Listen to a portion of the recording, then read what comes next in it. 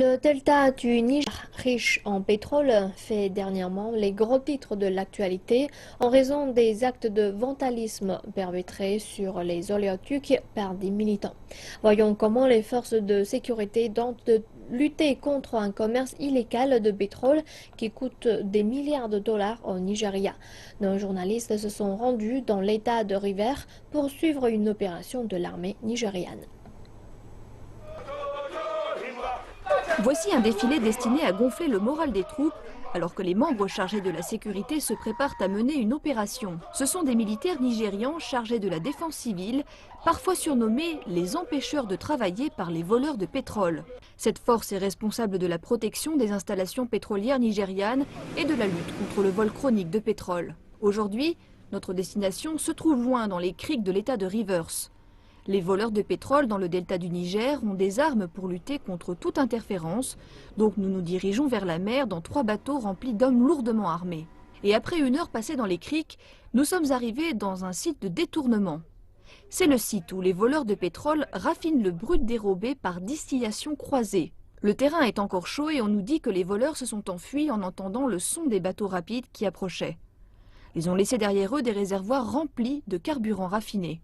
Des lieux tels que celui-ci sont communs à travers la région du delta du Niger et il y avait auparavant peu de volonté de lutter contre ce crime. Mais les choses sont en train de changer. Les statistiques montrent que sur les voies navigables dans l'état de Rivers, il y a plus de 6000 raffineries illégales et depuis que nous avons commencé en 2014, cela fait exactement 2 ans ce mois-ci. Depuis que nous combattons ici, nous avons détruit plus de 1500 raffineries illégales. La quantité de pétrole volé au delta du Niger est difficile à mesurer, mais elle est certainement colossale. Un groupe de réflexion basé en Grande-Bretagne, Chatham House, estime que plus de 100 000 barils de brut sont volés quotidiennement dans le delta du Niger, coûtant environ 6 milliards de dollars par an. Sans compter les dégâts sur l'environnement. Le vol de pétrole est controversé et cette activité est minée par des accusations et des contre-accusations.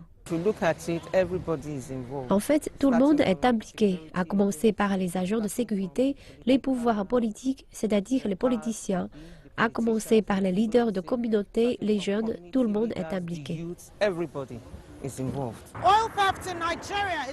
Le vol de pétrole au Nigeria est une vaste opération criminelle affectant les compagnies et l'économie en général.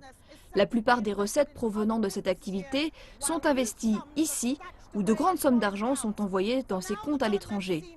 Pour le moment, le gouvernement semble davantage préoccupé par mettre fin au vandalisme des militants sur les oléoducs ou par effectuer des opérations éclairs pour réduire ces activités de vol de pétrole.